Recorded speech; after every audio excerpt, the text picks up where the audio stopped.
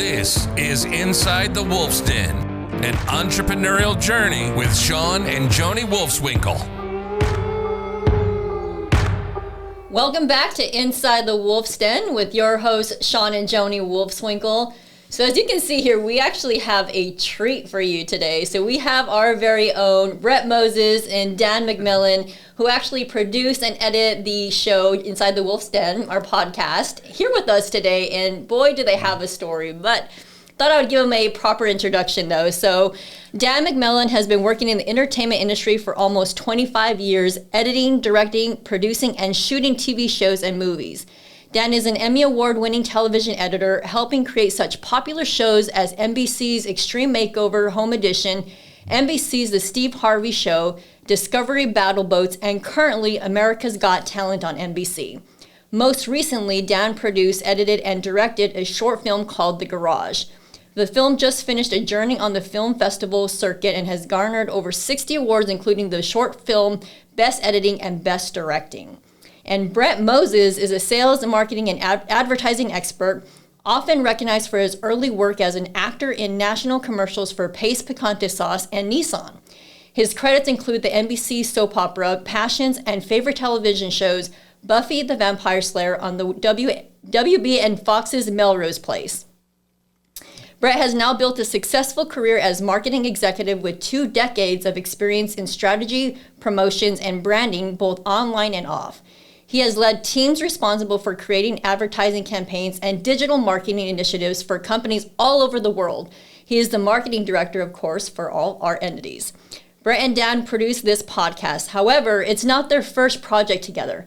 Dan's hard-fought journey in Hollywood led him to a fateful friendship with our show's producer, Brett Moses.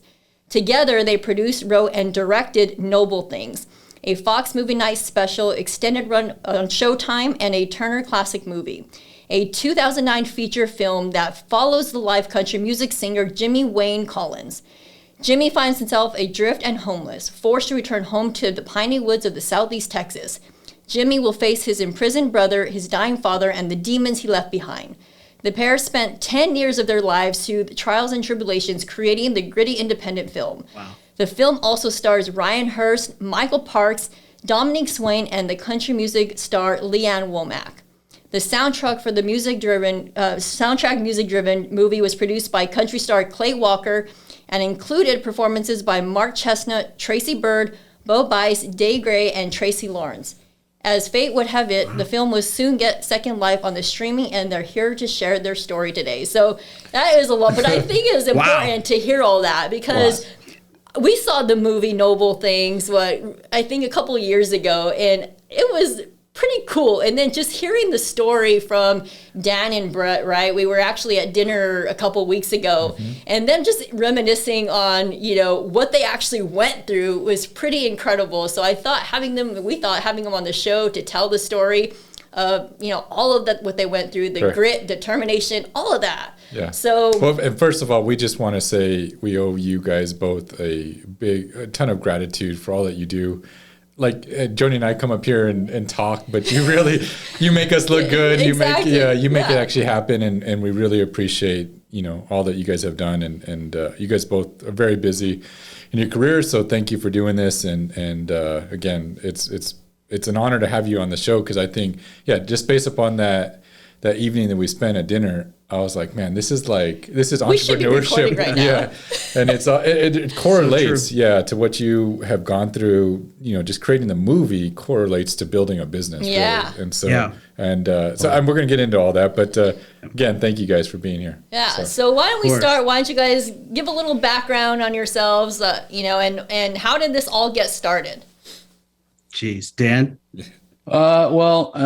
It was just a friendship, actually. We would just hang out. I had moved out to Hollywood, and my roommate was friends with his roommate, and so we all just started hanging out. And then probably for about a year, just going and hanging out together, having a beer, I'd hear these stories, and literally every time there would be a new story, and it'd be even crazier. And so just over time, you keep hearing all these stories, and of course, my brain is just like, well, that's a movie. So and he's like, what do you mean that's a movie? Because he was out there to be an actor, and I wanted to be a director and a writer. And So we just kind of, put our heads together and said, well, we could take all these stories and make them into a movie.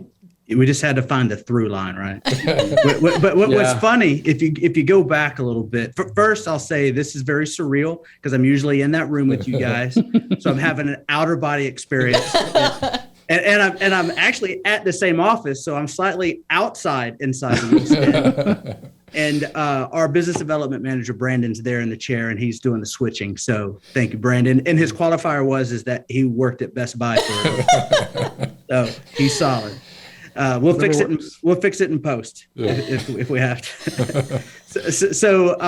Yes, there's actually a funny story how Dan and I became friends. So we get you tell it. So okay, going through first divorce and yes, I lived with my ex-wife and a roommate. She's going to New York. I'm staying in LA, and Dan just moving to LA, and he needs furniture. Well, we're selling furniture. We have a garage sale. Dan buys my couch, my TV, all the utensils, all the plates, the blankets, the towels, everything. It's like a sitcom. He and his roommate bought everything. So I started hanging out at his house, and it felt very home. Like I'm sitting on my couch watching my TV, and it was surreal. So we hit it off from the beginning, and we're able to sort of appreciate where we come from. We had similar, mindsets, and we're both very ambitious and very driven. And he asks incredible questions, very smart. Reminds me of you guys and the questions that you developed for the show. And I'm like, oh, let me tell you about why I did that or how that happened. And I just started telling him stories about growing up in Southeast Texas. And you guys have friends from that area, the Golden Triangle, the Beaumont area. And I was just telling them about all the country music singers from there and myself growing up there till I was 17. And then I moved to Los Angeles. But in that time period of probably from, 13 to 17, my friends and I, we packed a lot in, a lot of adventures. I'm glad there were not smartphones at the time, but we were able to get a lot in, and that's where a lot of the stories came from. Well, what if one of those instances were pushed a little too far, And Dan and I like to tell stories and write about things that have some sort of like meaning, right, to the human condition. Right. Not just to entertain, but to try to drive and motivate and tell a sentimental story. And that's how it started. And then he brings structure to story. And he still does that now today. Yeah. And so he was able to come up with a through line. And then one day, I think we were sitting on a bar that we had built at his house. And we talked about, we couldn't figure out how to weave all these stories together and all these characters with these real life nicknames and such. And then I just said, well, there's a bunch of country music singers where I'm from. And I was referring to Clay Walker, Tracy Byrd, Mark Chesnutt, all of which participated on the soundtrack later. I didn't know them from anything growing up, but it was cool because that was like, Dan, I could see his eyes. He's like, that's it. And we're probably ahead of the game. We're probably ahead of the curve. Even back then, country genre or cowboy hat genre type, it's mainstream now. It's what people want now. But back then, even it was a little different.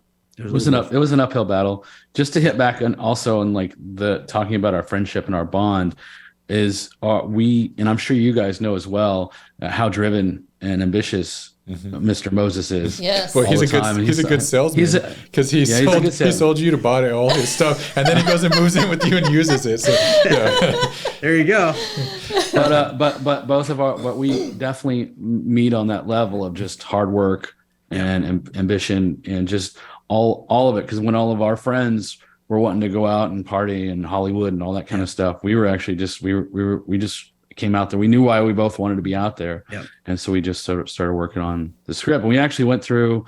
There was a struggle to create the script because it was like a year of writing, and then we at the end of it we actually weren't happy with it, so we actually threw it away and started over and took our favorite parts of what we liked about the original script and then did it again. That's right. So, and we weren't afraid to start over again and really put in the work, and we always did. And every time there over the 10 years, like every uphill battle of hurricanes or whatever we're going through, and I'm sure we'll get into that stuff too. But like just all the stuff, we were always on the same page, and we always fought to the end to get what we wanted. But to your point, Shawn, we didn't know it. but there was an entrepreneurial spirit that we didn't even know. We just were ambitious. Yeah. Whatever it takes, we'll get it done. What do we need? All right, let's go get that. No is not an answer we're willing to take at all. To almost to the detriment, though, of some things in life and some relationships now, as I've grown up and look back, I mean, gosh, we were just, you guys talked about it last week in the episode with Phil Owens about sometimes there are seasons in life where you're just all about the mission. And that was us. That was us for sure. Can you go back even a little bit further for the two of you and just what made you guys get into this industry to begin with? Like, I mean, you both moved out to LA, right? You're not from there. And so, correct. And also what you were doing at that time, like, before you were planning to make this movie, like what was your career?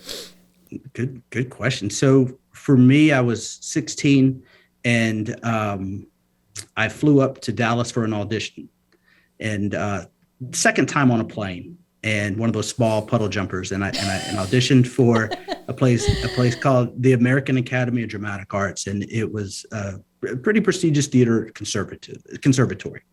And, I don't know, they let me in. Somehow I squeaked through. I figured out a way in. I got in and I couldn't believe it. And I'm like, well, I'm taking this shot because I really didn't know what else I wanted. So I decided at an early age, well, this is what I'm going after and I'm going to go do this. So I moved out to LA. I had huge culture shock.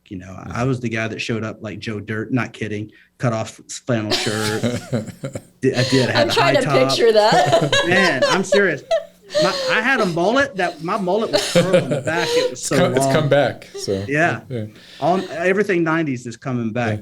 I got out there. It was tough making friends, and I made it through the school and was able to really just dive into the school, learn the craft. The school's very prestigious.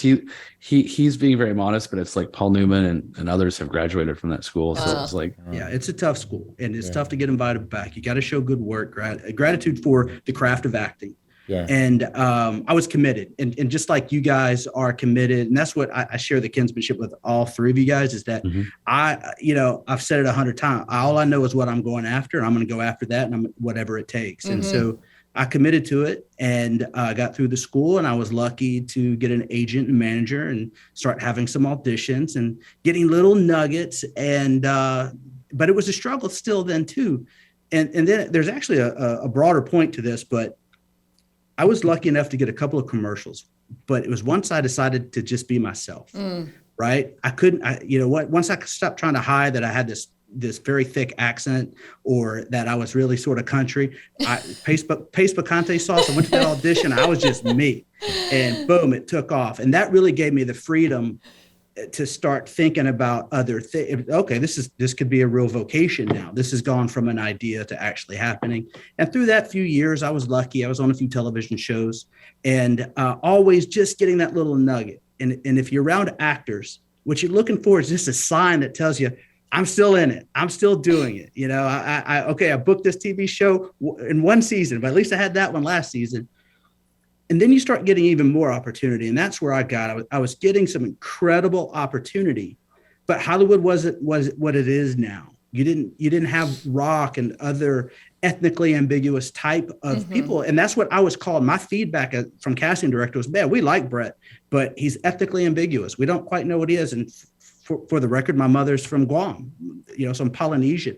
My dad's side is Caucasian. So, but they didn't know where to put me. I couldn't be pigeonholed. And so that held me back quite a bit. Yeah. It was frustrating because there were some, like Dan will attest, we won't say the names of them, some very, very big projects that really were like, oh man, these are career makers, right? Mm-hmm. And to watch them go to who they went to was devastating. Okay.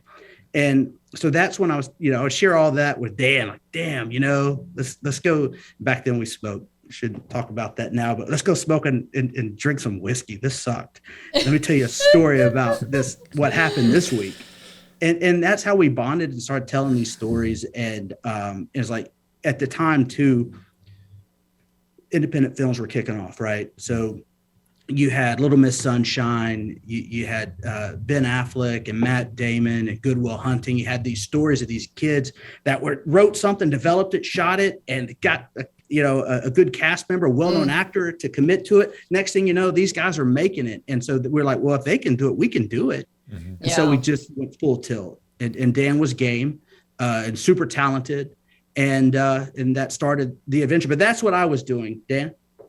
Well, I mean, for me, like my love of just making movies goes back to like, it's like they have all these stories about like filmmakers. Hey, since I was 6, like I've wanted to make movies, and I've known what I want to do. And I'm actually one of those people. I've just always known since I was a little kid that that's what I love doing. Mm-hmm. I even recently went back to where I grew up, and my dad moved out here in Los Angeles, and I went through my house, and I was finding, like, all I did was find these scripts. They didn't make any sense, and they were scribbled, but they were in script form, and like 6, 7, 8 years old. Like, wow. I don't know how I figured out how to write it, but like writing these scripts. And so, and I was always, when I was a kid, like growing up, like shooting, like just taking whatever, if I had a video camera or Super 8 millimeter or like whatever I get my hands on, I was out shooting like all the time, and I was editing them together and putting them together. I was taking 2 VCRs. I don't know if the kids today know what VCRs are, but taking 2 VCRs and starting and stopping. Wow. and like cutting it together. And then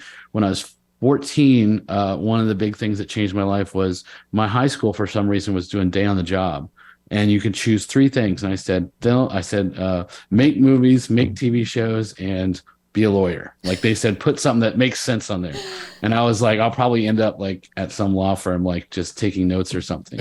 And they came back and shooting depositions. I know, right? Well, not even shooting depositions, like just working in a law firm. Like, I don't know. So I ended up, they came back and said, we placed you at a TV station. I'm like, what you play? I'm like in the middle of Kansas, where I grew up, in a high school, and we were in the suburbs, so it wasn't like we were in like the fields with Dorothy and Toto, but basically like it was like the suburbs high school, and I ended up at the local.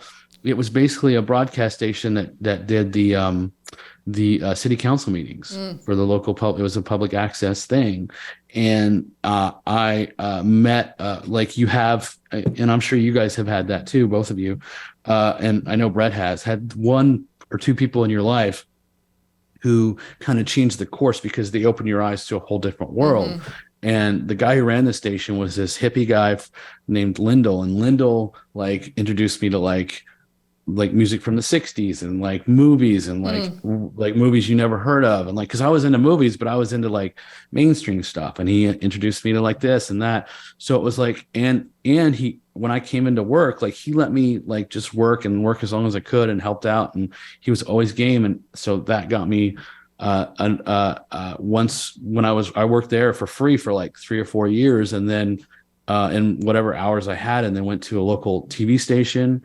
And I was like, 17, 18, and like got in there, and then I just kept working and working and working. And so, and then I got into the community, like there locally, like, I was very naive and very ambitious. Mm-hmm. And I was also like, I was never scared. That was the one thing that like surprised a lot of people. Like, oh, when you go in those situations, are you scared? And I was like, no, I just knew that I could probably figure it out and handle it and just jump in and just try it. And if I fail, I fail. Like, that's fine. I don't care. I'm just going to keep doing it because I love it so much.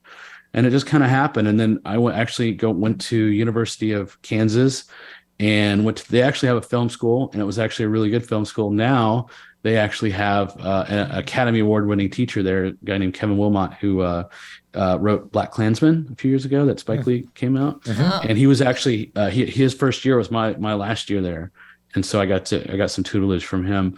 But my last year there, I got a phone call from a guy. I said, "Hey, I'm finishing my film. I'm coming into town from Los Angeles, and I need help finishing it, but I don't have any money." And so like he said, "Do you know anybody?" I said, "Well, do I?" Because I knew everybody in town. Because I worked with everybody, and I was 17. I was about 21 or 22 at the time.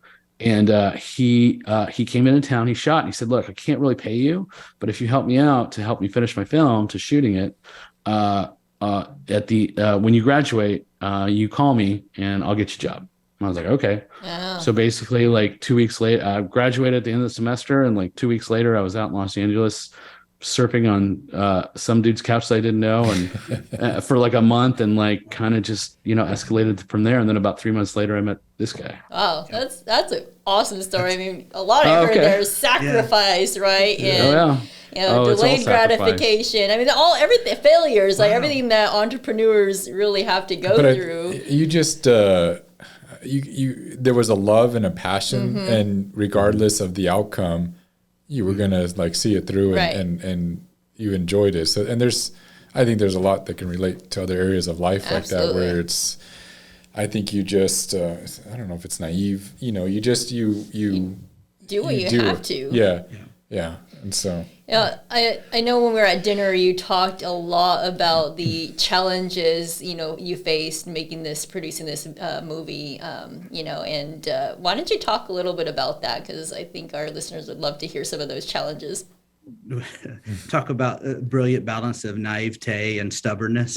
Well, I was gonna say one of my big things was, you're talking about business earlier, and like how we had a creator, like we're like at the time we were just creative people, and he was an actor, and I was a filmmaker and director and writer and producer, and we're going to create this thing. And then you realize the first step, you realize 90% of it's the business and 10% of it is actually making the movie. That's exactly right. So true. And so like we just kind of went for it, and like you said, we're just going to move to Texas, and after we wrote the script, we're going to move to Texas, and that worked out for about 8 months, and then we were broke, and we're like, okay, what are we going to do? And so literally for the next 3 years while we were trying to get the movie made, I would drive every 6 months. I could get a job on a TV show, and I would drive back and forth to Los Angeles from Beaumont, Texas, and go live out there, find now what is called an Airbnb, but like back then it was just like an apartment for rent for 6 months. Some guy's garage, literally. Yeah, basically. And just like work on TV shows and save it up, and then come back and then try to get it done again, and then fail, and then go back out, and it's just like that. Like I probably did that drive from Los Angeles, because it's the 10 and it goes all the way down. And I probably did that drive probably like 8 or 10 times, like within those.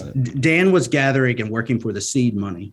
We would then take that money to procure everything that we had to do, like rent, infrastructure, because we're learning business too, right? Yeah. Hire the attorney so that we can get the paperwork drawn up. Well, an LLC? What does that mean? How do you do that? So honestly, it's just like what guys do. What I recognize now is people doing real estate transactions, right? You got to set up the LLC. It was very similar to what I watch you guys do, what we've done. It's interesting.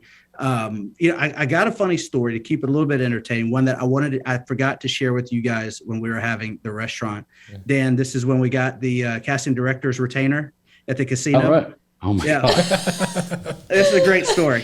Okay. I forgot about that. So there were so many times when it was almost over. Like we were broke. The dream was over. Nobody wants us to make this movie. We can't get any love. We're going back to LA. Let's just go restart over out there.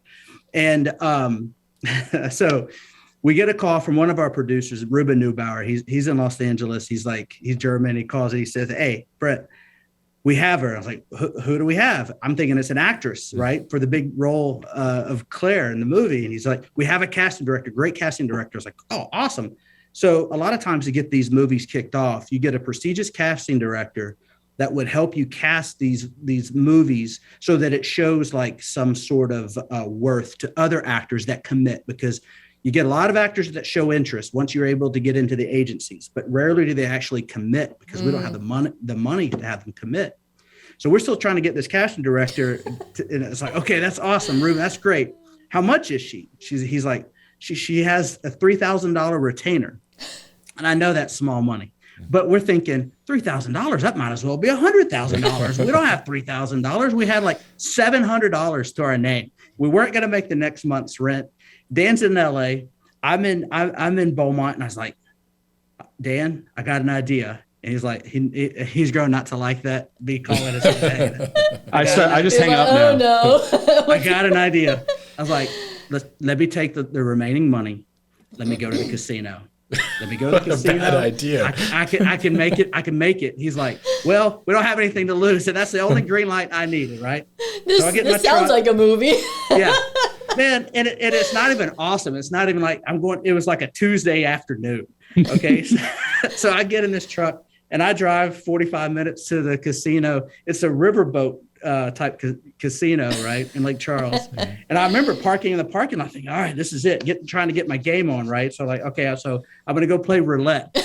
So, oh, this is great. So we go. He's only play one of the good games. No, I'm not going to go play black. I'm just going to go play roulette. Well, okay, so I go in there on a mission. And honestly, that 700, well, I had to get gas and I had to eat. So I show up with like $630. I was able to somehow, I turned that into almost $5,000 in the span of about 4 hours. Hopefully you left. I did, but it was it was a combination of like, again, well, there was a phone call in there yes, where he was just like, I can do more. I'm like, get in the car and get home. Get home. Not so nice. You're done. You're done. So I was able to I did it, combination again, that naivete, a little bit of courage, and some like, this is what it is. And I actually got on a good roll. And so I cashed out and I was just as happy as can be. I go to the truck, and remember there weren't cell phones like we have them now. So I had to drive all the way back with all this news to myself. I get back to the house. I called Dan first and I was like, Dan, I did it. We got it. Boom, boom. We got it. We got the money for Elaine. And he's like, nice. How much you get? I can get more. No, you're done. And so, and so that was the seed money that really started the real business part of this. Then once we got like an attachment of someone outside of us that was really in the business, that had access to the actors, had access to the agents and the managers, things changed. And so that little bit of seed money from the casino. We also, that was also part of the, ups and downs too, during that time when we were trying to figure out who we were going to be. Cause you have like a list. She said, make a list. And so we made our list and she said, I'm going to just make offers. Yep. And we're like, okay. So we started making offers, and then we're making offers like, Ray Liotta and like, I'm trying to remember some of the people, but like Ned Beatty, there's some huge ones. That guy, he was, well, did they know you shouldn't say did, that, but did they know you didn't have any money to pay them? Well, that was the trick. Yeah. So that was the other other thing, is we created an account, and then we talked somebody into putting money into that account just to show, because their agents I love would it. actually have to look until you make it, right? It's basically like an escrow account. Yeah. So how this works is you learn how you got to make it work. And again, no is not an answer. Mm-hmm. So this is where the business side, you start learning the business side of things. Okay, well, we need an accountant escrow. Well, what does that mean? Well, we need somebody to put up money that sits in escrow. We're going to show them bank account info, balance, those kinds of things. And that gets us in with the agents and managers to say, okay, you can make they're serious. They're not, you're serious. You can make our clients money. So we were able to, we were able to raise the money, $500,000, to put into escrow that opened up access, not just to the casting director, but then the agents, the managers, and really start making some real legit offers. Yeah. And then you raise capital based on the offers that are out. What was the time frame from, I guess, idea or the start of the writing of the script? I mean, it could have been the first version too. Well, we can just say the overall. So we wrote the script from 2000 to mid 2000 to, and where we kind of got the script that's about 80% of what's on screen now. I think 2003, and that's when we decided to drive to Texas. Yeah. And then from 2003 to 2006 was basically figuring out how to build a business, what kind of structure do we need for a film, because it's so different, because you have to have these companies, and then you have to have another company that's in control of the other company. And it's just like all this other stuff that we had no idea. And then we created like the binders to go out with a prospectus and all the information. And what we also did, the smartest thing that we ever did during that time was, when we were down there, we said, no one's going to really take it seriously unless they see something visually.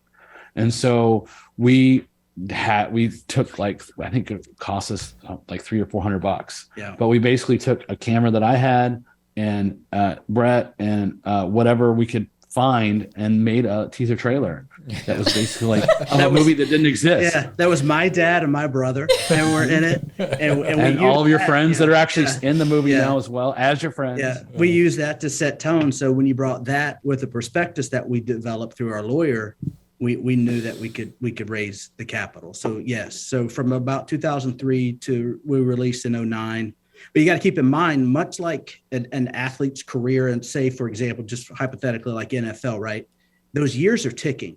And if you're not involved in the industry, they forget about you and your years pass by. So there's this risk that you're not going to work again, or you've lost. Now I'm without an agent. I'm without a manager.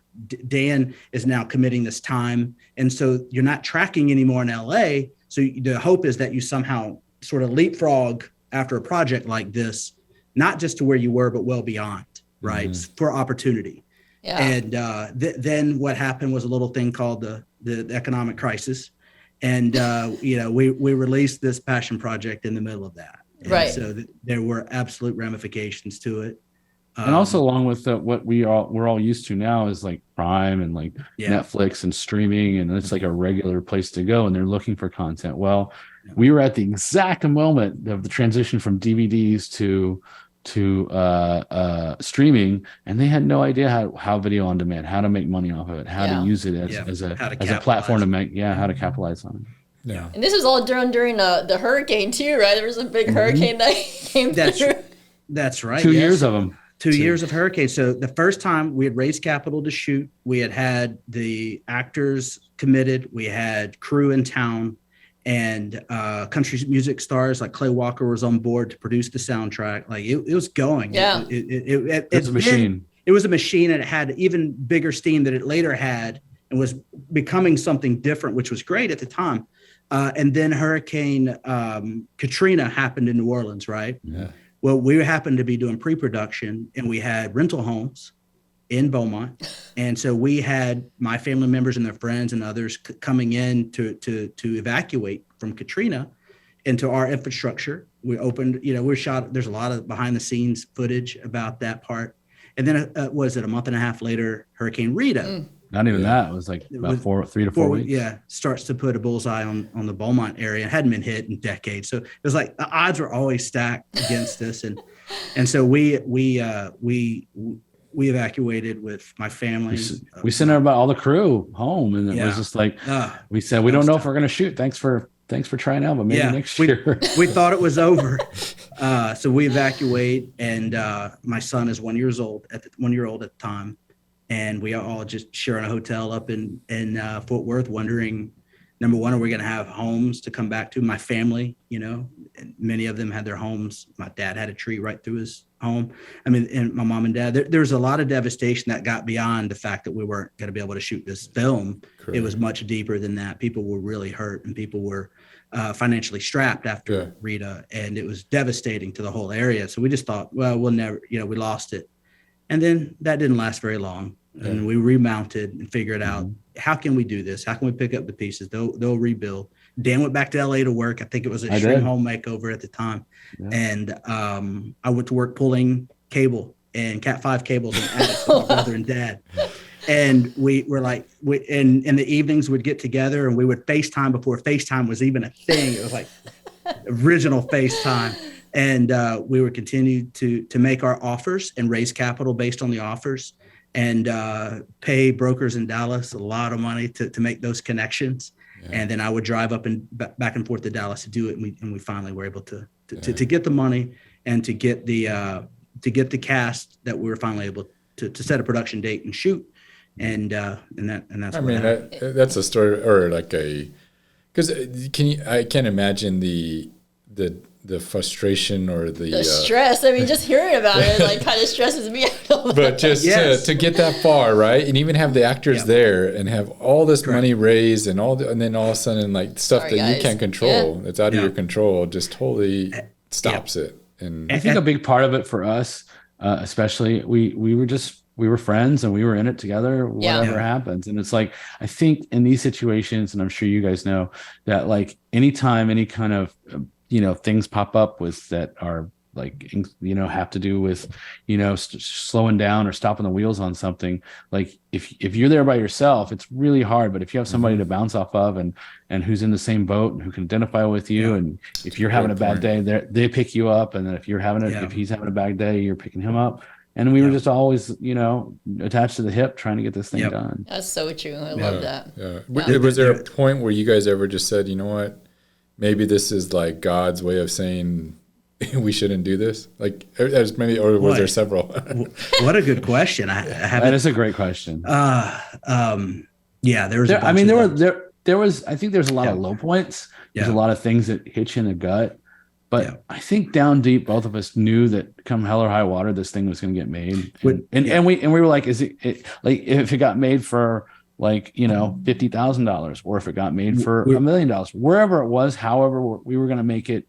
And if it was going to be a big crew, a small crew with known actors, with a bunch of local people, whatever we were going to do, it was going to get made. And that's, you just kind of push it up a hill. Yep. You have to have some amnesia about things, right? And so, and that's any business, and that's what I've come to learn in the interviews that you guys do with other entrepreneurs, is that you got to have resiliency, man, and you got to be able to bounce back. You can't be like sociopathic about it, but you got to have that drive that pushes you through those low moments, because they do come. We lost a lot of momentum with the hurricane. The movie was much smaller after that. Admittedly, it was a smaller thing. It didn't have the momentum of a lot of the pedigree in Hollywood that it built up to that point. Whether it was the agencies or managers, it was a buzz. There were people talking about it. We were able to get to A-list actors, which is a rare thing. Just the screenplay alone. And so we had ideas, grandiose ideas. And when that bubble burst and you start making offers, you're having to talk yourself into getting excited about it. But then you get legitimately excited about working with these actors. Yeah. It's funny, the roller coaster that you go on. And not to mention, Joni, you said something about it stressful just listening to. Yeah.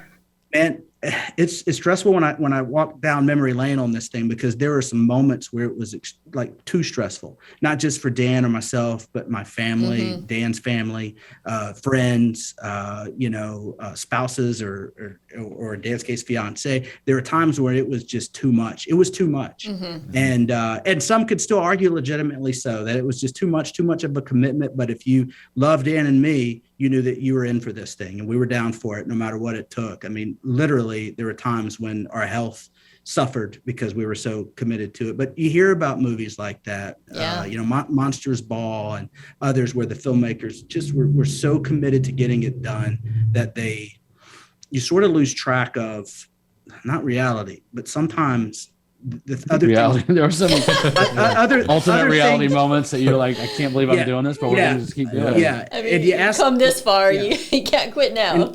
You end up asking a lot of those people around you to sacrifice a lot so that you can realize your dream, in hopes that somehow this is a positive business experience for everybody, especially the investors. Right? And so, you know what I mean? Yeah. Can you talk about, because I mean, obviously we have a lot of listeners that are real estate or entrepreneur driven. Just because I know that you explained the business aspect of it, and then aside from the artistic part of it, but the raising capital is a whole nother, I think, another third leg to this, or third wheel to this whole thing equation. Going in, I know there's some good stories there as well. Man, the raising of the capital became something that I discovered that I had a knack for, a talent for, that I loved more than acting. Yeah, or the business side of things. It's one of those, as I grew up and grew into the role of, Dan had his role and I had my role. I had to go find money. I had to, and how are we going to do that? Put me in a room, just get me in a room, and we'll get this done. And you have to have that sort of mindset. And that's the mindset that I talk with our business development manager that's hitting the buttons right now. And so, yes, raising capital for anything, any entrepreneurial endeavor is going to be tough, but you got to have your facts and you got to have confidence, because they can seek it. They can sense it when you don't. Right. And so, the first thing you do is you get a line producer to help you set the budget. And for a company, it's something different, right? Okay, what's our budget? What do we need to get kicked off to get started? And so we hired a line producer to help us figure that out. So we came up with a number. I was like, damn, that's a big number. How are we going to get that? We're going to need some help. Yeah, we have to go. We rewrote some scenes based on the numbers. So what was that initial number? The initial number Go ahead. The initial number was about 3.4 to start. So you have above the line and below the line numbers, Shawn. And so overall, you're looking at a total endeavor. When you talk about the soundtrack, all of it, and not to mention that this is so cool. We produced the score in Prague, right? So there's all kinds of weird elements to this story. but we're at 6.2 total. And so it's a lot to raise from nothing. We didn't, Dan or myself or a family, we didn't come from independently wealthy money that was like, hey, let me cut you a check to get it started.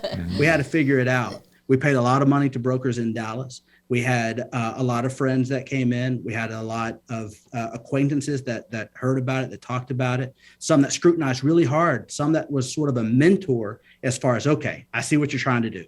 You can't do that. Here's what you need to do. So there are people that would come in, even if for a season, right? Season of life, people that would come in that would help us and mentor us and help us figure out how much money we absolutely had to raise. In the meantime, we're living really lean, right? There's like my family, my wife, my son, Dan, and a couple other roommates in one house. Like we're living lean, all focused on this and raising capital all over the country. Going back to LA, going to New York, going to Chicago, going to Texas, Dallas, you name it. We would wake up and like, where are we going? Let's go get this. And then there is a story about, not to get long-winded here. It's a good story. So our line producer comes into town. Okay. We're weeks away from shooting. And we got some cast that's there. We're doing some rehearsals, and like I'm nervous because I've got like, wow, there's Ryan Hurst from Remember the Titans. He's a star. He's in town. Like he's here. We're doing this. I got Tracy Byrd and Clay Walker. They're committed to doing this soundtrack or helping us. Tracy Byrd it up in the movie. It's like, man, the stakes are high now. We're out there. We're doing it. So, but we didn't have all the money to get going. We had a little problem. We had a little issue getting some insurance because of the hurricanes that we didn't foresee. And we had to spend a little more money there. And line producer comes in town, and we got producers at the production house, and he's asking our other producer, Ruben, he says, hey, where's all the money? There's no money here. I'll let Dan tell the rest because he's the one that was there and he heard. I was actually in the other room. I could hear the conversation while they were having it, and I wasn't eavesdropping, but it was just like they were having this conversation early in the morning, and we were the only ones in the house, and it was so funny because like he's just like, where is it? And I knew that we still had all the rest of the week we were have checks coming in, and I knew that we had a couple of checks in the drawer, and our producer did too. And Ruben went into the bedroom and was like, took out like the biggest check we had was like $50,000. He comes out and he goes, look, I got like 10 more of these waiting here. We just haven't cashed them because we're so busy trying to produce the movie. So let's get off our back. Yeah, that was a crazy day. So Dan calls me. He's like, hey, Calvin's asking for the money. Where's the money? And I'm like, okay. So I remember being parked in a driveway going, okay, I got to get $300,000 today. Wow. Just, this isn't all of it, but this gets us through this day. All right. Where we go? How are we going to do this? And we did. That was a heck of a day. And the thing is, it sounds more outlandish than it really was because, Shawn, when you're raising money, you have a lot of people that say yes, but actually cutting the check, that's a whole nother thing.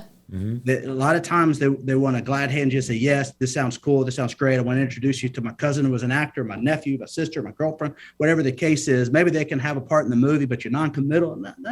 There's a real movie. I'm not, committing to that. But yeah, so they get so close and you get around that. And a lot of times you find people just want to be around that circle, but actually getting the check, that's a whole nother story. Then getting the check to clear because we weren't doing ACH payments back then.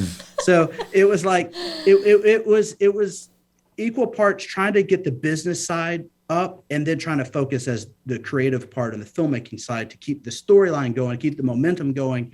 It was difficult. Yes, because duty would call and you'd have to be like, okay, and cut this scene. I got to go meet with somebody because their check isn't in yet, but they're on set because they want to hang out. So we'll get that check today. And so there's a lot and that was throughout production too. I mean, it wasn't just at the beginning. Like we were still towards like we're like, oh, I hope we make payroll this week because this person hasn't dropped off this check. Yes. And you feel bad as a producer and committing all this stuff, but it's kind of like it's just how it is in low budget movies because nobody wants to commit. Right. Yeah. But Dan, that's how it is in business, right? It's like you don't always have it all when you need it. Sometimes it requires something else to happen. Yeah, and that was what I learned through this process is that on the other side, you're thinking, okay, we'll go get the money, we'll raise it, we'll have one or two people that gives us the funding for this, and we'll call them executive producers, and then we'll go. It wasn't like that. It's not that it's sloppy, but you're always having to juggle. It's like juggling plate. I don't remember how many times we've had where we're waiting on a house to close.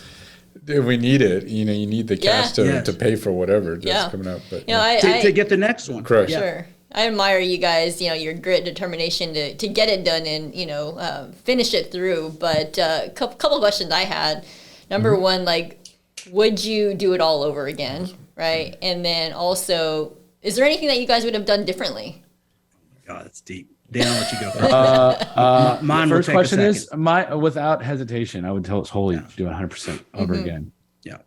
Make all the mistakes, make all the whatever happen because it was a life-changing thing, you know. It was like in every aspect of it, not just as like a path of your career, but like you can say that I did that, I made that, and that no matter what happens in life, that I actually did all that, and having learned all that stuff, I know now that even on my hardest day on any show that I do now, it's never going to be that.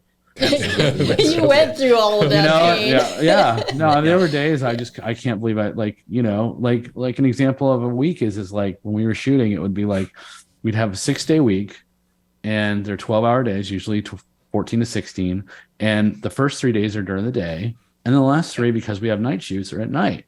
Yeah. So like you're like, you know, the first 3 days you have your 14-hour days, then you sleep until like 10 if you're lucky, and then you got to prep for each shoot day, and your shoot day starts at 10 o'clock and it goes till the next morning until you run out of light. Wow. Or darkness. Yeah. See, one of the reasons that we shot it, and one of the reasons that I played the lead, because he was in 84 of 86 scenes. Okay.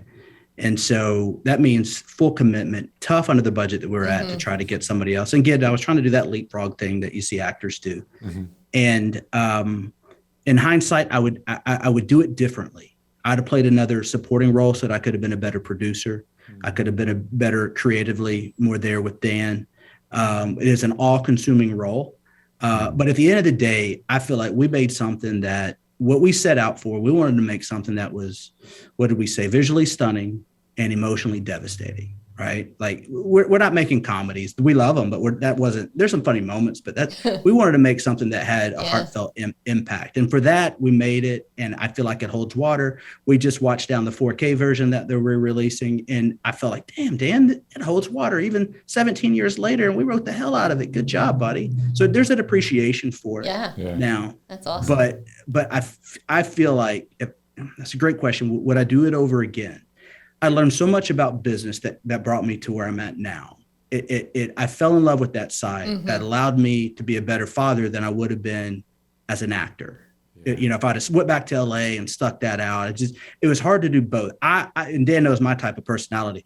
If I'm an actor, I'm gonna be an actor, and it's a little too all-consuming. For me, it was too ego-driven. For me, it was all about me, and I wanted to be a good dad. Yeah. So I wouldn't be the dad that I am if I didn't stop that career and enter another one.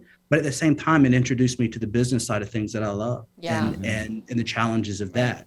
Yeah. And at the same time, I asked a lot of my family, both my mother, my father, my brother, my wife, my son. Didn't know what he was sacrificing at the time. I probably asked too much of them, to be honest. Yeah. So would I change that a bit? Yeah.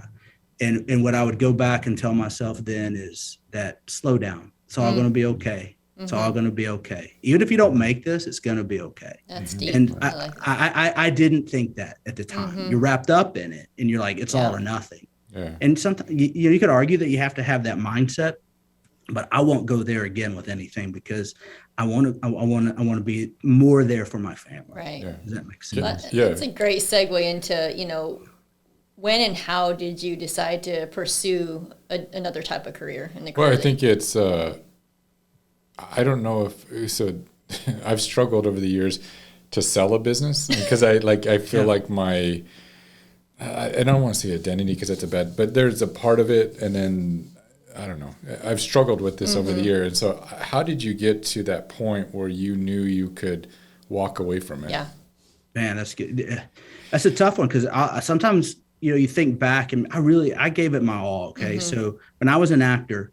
Boy, it was full commitment, full tilt, and whatever it took. but I faced headwinds like I alluded to a while ago that were beyond my control. And I didn't like that part of it. Right. And so I didn't want to go back and be at the whim of casting. And I think for me, it was when I became a dad that shifted, and I didn't even know it. It took me going through the process of my son growing up, and I traveled a lot after we shot the movie to raise more capital for post-production, soundtrack, you name it. We had to go do it. It's all over the country. And I had moved my wife, now ex-wife, to Santa Monica, and then I was gone most of the time.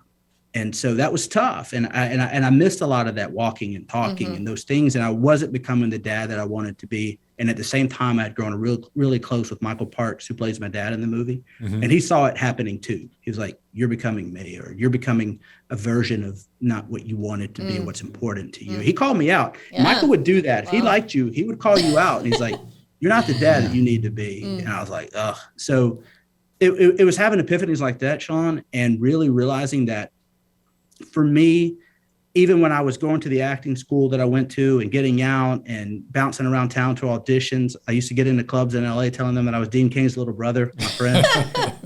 I always thought of it as sort of an athletic career. You know how they go in, they have 8 to 10, 12 years and it's it, right? Yeah. They go on to do something else, an entrepreneur, whatever it is, own a business. I kind of always thought of it like that anyway for me. I didn't want to be in my 40s and 50s and being the artist. It just wasn't me. And so I knew that the time was ticking, it was transitioning. And then you have to take a harsh look at where you're at after a project like this and say, I have opportunity on the other side of things, being recruited on the business side for those talents that could work well for other industry. And it made perfect sense. And I'm glad I did, because I really feel like I'm happier now. And that, I decided I wanted to pursue that at 16 years old. Yeah. How do you know what you want to do when you're that young and commit so wholeheartedly to something like that, to that kind of extreme? And, you got to allow yourself to grow and grow up and choose other paths. And that's what I did, and ultimately glad for it. Yeah. There was a story that reminded me when you, I don't know if you guys can share it. You don't have to say names and stuff, but I thought it was hilarious. When you were raising the money, and then they thought you guys were, I think they had committed. I don't know if they had released the money already or not, but they didn't think, they thought you guys were crooks or not going to come through with the movie. Yeah, vetting us. So without saying yes, I can speak in brief detail about this episode. It was the only time in my life I've ever been sat down. I didn't know it at the time. I wasn't told till years later by someone else, an attorney friend of mine. That said, you were sat down. But yeah, so we're raising so much money so quickly that we had gotten the attention that maybe we're sort of, like Starbuck the Rainmaker. Maybe it's not real. Maybe we're just raising millions of dollars and we're going to take off. And so I was sat down and thoroughly vetted that was indeed not the case. And what saved me was my naivete, to be honest, that we keep talking about, because I was appalled by the accusation, like really. And I showed it and I said it, and that little bit of, South Texan came out in me. I was like, no, you put me against the corner. What? Yeah. Some cuss words started flying. Nobody puts baby in the corner. Yeah. I stood up in the chair and I was like, look, man, I said, look, man, you don't have to do this, but here's who I am. And years later, I found out that was what helped me in that moment. That's awesome. And it was shortly thereafter we got all the money that we needed, and we were able to move forward. But I think the story overall is it's one of like just stick-to-itiveness, whether you're an entrepreneur, whether you're making a movie, whatever it is, and then at the same time being honest with yourself about where it's going.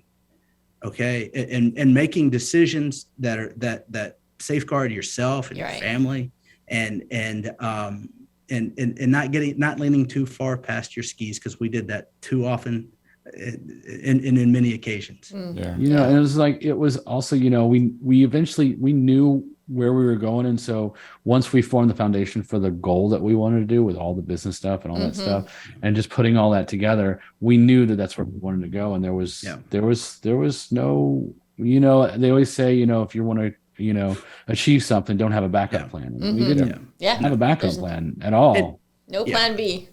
And for me as an actor, it was something I could literally hang the hat on and say, okay, I gave that one everything I had.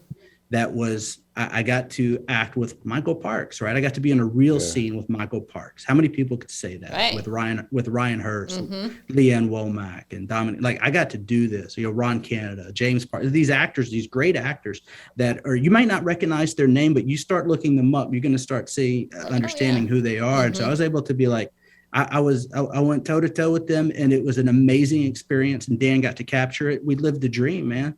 And so for me, there was nothing better. There was no more. I was going to go back and try to get a guest spot on Lone Star or something. It just didn't. It didn't reach for me. Yeah. And it all kind of came around too, because you're talking about the acting, and I was thinking about the directing, because I had some nice compliments from these professional actors who said, you know what, you're really good at creating an environment where actors can come out and be, and do their thing and just have fun and do the job. And it kind of after all the effort, after all things we had to sacrifice, after everything, it kind of said, yeah, we did what we were going to say, what we started out to do. And everybody is complimenting us, on how we were supposed to do it. And it was a very good feeling after all that stuff to be like, yeah, we were kind of right about what we wanted to do. Yeah. Right. And here's what's sad though, guys, is there's 1,000 stories over the past many years where projects didn't get finished, and it was beyond their control. We just had enough luck and enough I don't know if you. I think you guys you just worked pretty hard, and you had many. There were many times that you could have easily said, "Throw in the towel." Let's not finish this. Failure was not an option. Yeah. No. So, and then that's what leads us here is now bringing it back in 4K. It's just sort of ironic that the pandemic put us in a place where they even want to take this thing that's released, 12 years ago. And dust it off, run it through a process, put 4K on it, and put it back on streaming. I mean, that's fun. And then my kids get to see it, and so it gets a little bit of a second life. And so that's cool. Yeah. Can you guys, or Dan, can you talk to that? Like what's happening with the film, and then what you're currently working on with it right now? With the film itself, we do have the time to really do it right, and I'm working with the distributors and doing a lot of the quality control of making sure that it does get done right, because I have all the elements still of all the different the pieces of film, the sound, the this, the that, and I'm tracking it all down because they don't have access to that.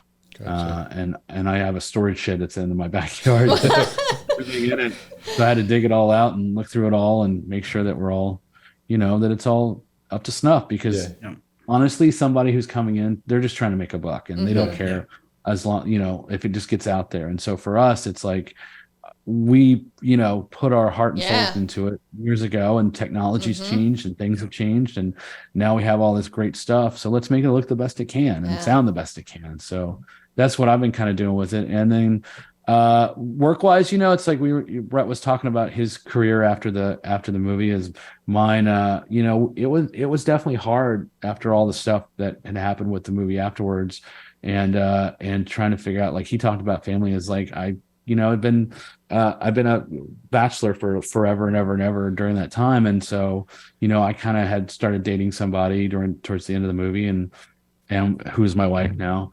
And so I kind of said, you know what, I've kind of lived this life. I kind of need to live a real life for a while and try to figure it out.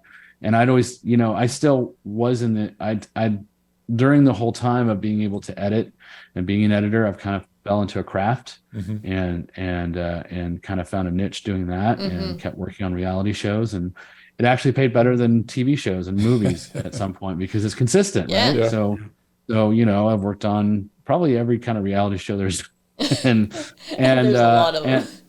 But it's been a good process, because it still teaches me all the time, like story and and character, and just whatever, I'm always learning still. So, I still do that.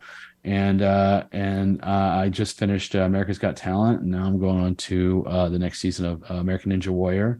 But I'm still like right now I'm writing another script. I'm always still in it and still for the fight, and like whatever happens, but I still enjoy it. So I'm not gonna, that love of that passion for me, just along with Brett as well, was always my thing. And I'm still there. And my wife, after that she goes to bed and the kid goes to bed, I go write for an hour.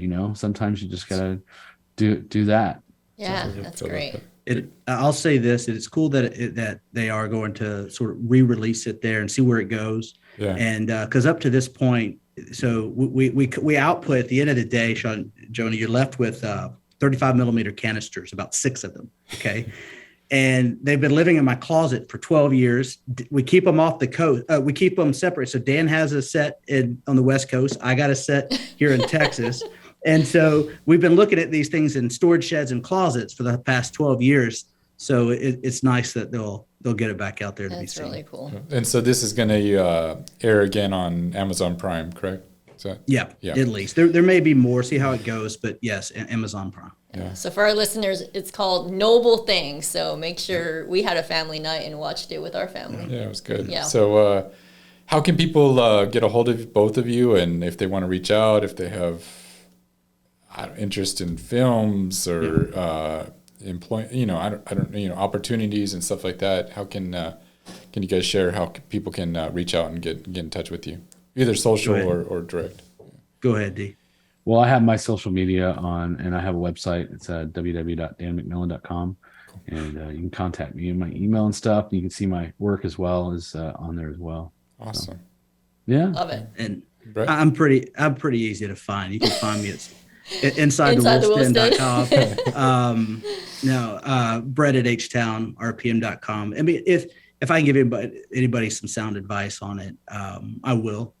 So they can reach out and ask any questions. I'm not as much on social these days as I used to be, but they can reach out. I'll be glad to help and give anybody any advice on either acting or pursuing that craft or raising money, whatever it is. Yeah. Awesome. Well, like Shawn mentioned earlier, we truly appreciate you guys and what you've done for us on Inside the Wolf's Den. I mean, this was an idea as well. So many of you guys already know the story, right? We actually were in Mexico in a hot tub discussing. Actually, we met Brett and ended up finding out he was from Beaumont area, looking to move back to Houston, right? And that's how we met. And we told him we wanted to start a podcast, and this guy just ran with it, right? Yeah. So. I know a guy that can do that. Yeah. He does a bunch of big time shows. And So we're on, this is episode 143, Dan. And so 143 in, it's been fun. And this is like, I get to produce, I get to scratch that itch and at the same time go home at the end of the day. But I will say that I love where it's headed. I love working with all three of you guys. It's fun. It's like two worlds colliding. Yeah. It's been neat over the past couple of weeks. So, we'll continue to work hard. And I'm looking forward to seeing where Inside the Wolf's Den goes. Thank you. Yes. Well, we appreciate both of you, like Joni said. And I think this is going to be awesome. I think this will be probably one of our highest viewed and rated shows. So, thank you again, and everybody, please share this. I think there was so much nuggets, and it was entertaining and fun, and so I'm looking forward to when this drops. So awesome. We'll see you all. Thanks, guys. Thank you, guys. See ya. Thank you for having me. Really good seeing you, Dan. You've been listening to Inside the Wolf's Den, an entrepreneurial journey with Shawn and Joni Wolfswinkle. Tons of entrepreneurial podcasts are out there. Talking. But Joni and Shawn are living it every single day. Their portfolio now includes many franchises and medium-sized businesses. We talk about the trials and motivators of successfully running a business. Join us again soon for another podcast. But until then, reach out on the website at InsideTheWolfsDen.com, on Facebook at Inside the Wolf's Den, on Instagram at Inside the Wolf Den. We'll see you again soon. This is Inside the Wolf's Den. We'll see you next time.